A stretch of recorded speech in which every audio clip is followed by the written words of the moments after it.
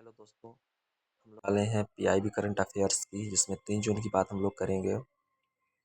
ये एक दिन लेट इसलिए होता है क्योंकि 3 जून जैसे है तो उसमें देर रात तक पीआईबी की जो भी वो विज्ञप्तियाँ आती हैं उसको 4 जून 3 जून देर रात तक आती है, तो 4 जून को हम लोग कवर करते हैं। कल से इसमें अपडेटेड मिलेगा और एक दिन पहले मिलेगा। तो 3 जून की बात करें तो इसमें पहला है राष्ट्रपति उपराष्ट्रपति सीपी राधाकृष्णन ने एक किताब का उद्घाटन विमोचन किया है। वेन ऑडिट मैटर्स नाम की किताब है, जिसके संपादक विनोद राय हैं। ये पूर्व कैग हैं, सीएजी रहे हैं पूर्व।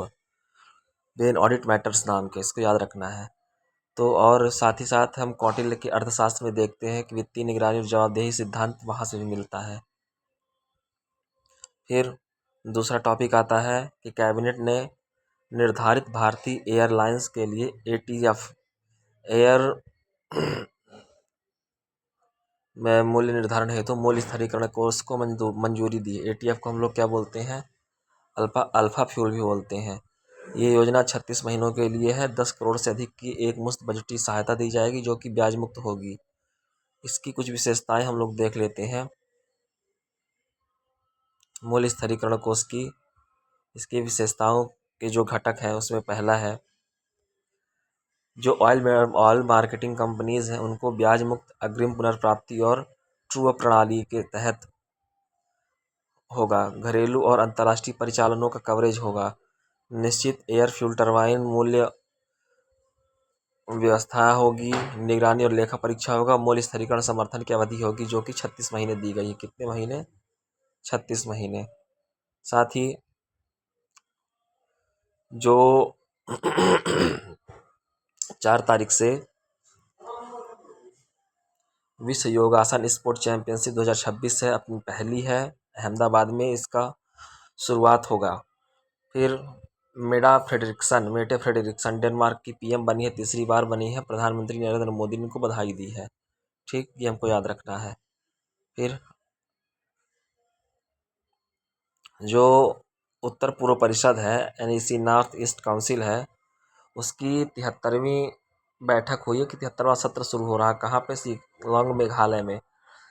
हमको याद रखना है, एनईसी के जो अध्यक्ष होते हैं केंद्रीय गृह मंत्री होते हैं, जो सदस्य होते हैं। तो एनईसी के जितने भी मुख्यमंत्री हैं नॉर्थ ईस्ट काउंसिल के, वो उसके मुख्यमंत्री उसके सदस्य होते हैं। उत्तर पूर्वी परिषद में कौन कौन से राज्य शामिल हैं?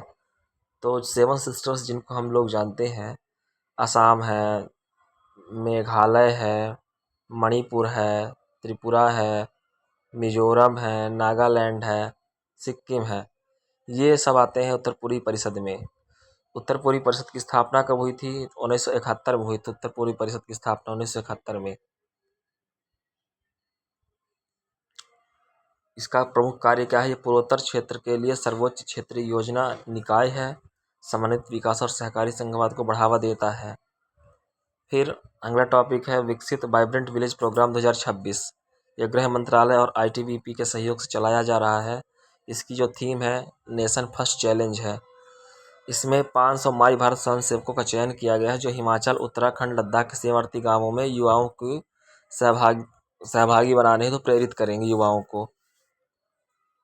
फिर राष्ट्रीय पंचायत पुरस्कार दिए गए हैं 2026 के, जो 2025 के लिए थे 2026 में दिए गए हैं।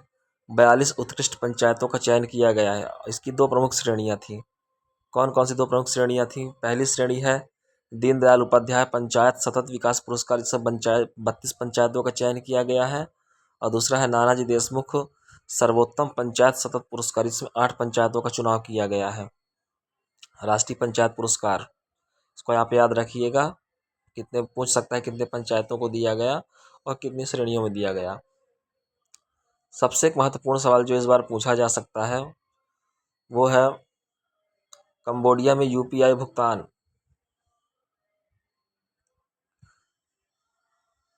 ये कंबोडिया यूपीआई भुगतान शुरू करने वाला 9वां देश हो गया है।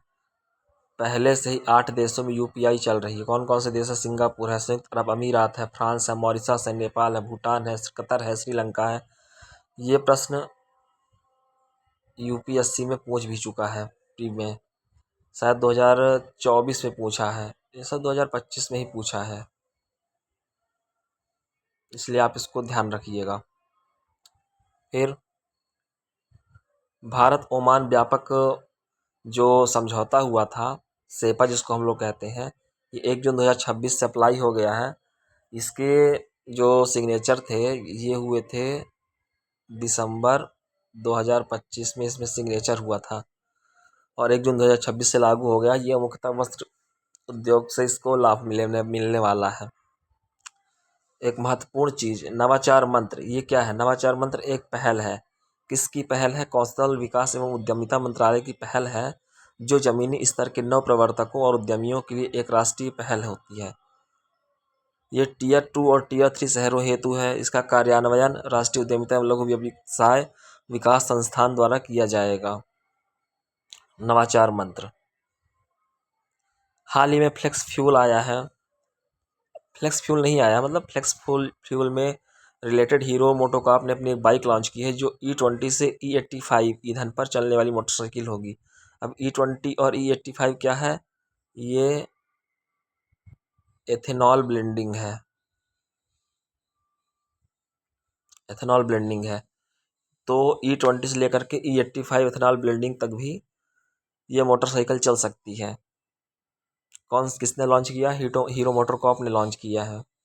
फिर कुछ अन्य बातें हैं, जैसे खेल से जुड़ी हुई, जो दिव्यांशी बॉम्चिक हैं। कौन? दिव्यांशी बॉम्चिक। ये यंगेस्ट इंडियन बनी है world table tennis feeder women's title जीतने वाली। इनका बस नाम याद रखना है, पूछ लेगा कि सबसे युवा भारतीय कौन बनी है WTT जीतने वाली, तो दिव्यांशी देशमुख बनी है।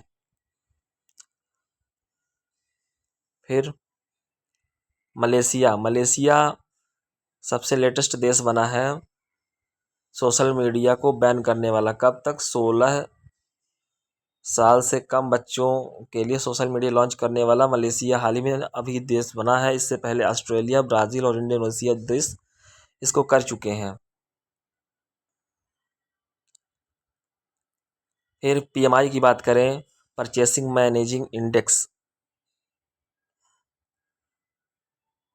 परचेसिंग मैनेजिंग इंडेक्स की बात करते हैं हम लोग। ये क्या है? ये इंडिया की ग्रोथ मेजर करने का एक मापक है, gauge of overall condition derived to measure all new orders, output, employment, supplier delivery time and stock of purchases. इन सब की ये बातें करता है। ये 2 प्रकार का होता है। अगर इसमें 50 से ज़्यादा स्कोर आ रहा है तो एक मतलब एक्सपांसन हो रहा है, 50 से कम है तो कंस्ट्रक्शन हो रहा है। इसको क्या कहते हैं? HSBC India's manufacturing purchasing manager index.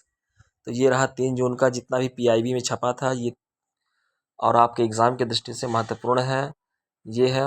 इसी तरह रोज़ आपको करंट अफेयर्स मिलते रहेंगे। हमारे चैनल को लाइक और सब्सक्राइब करिए। धन्यवाद।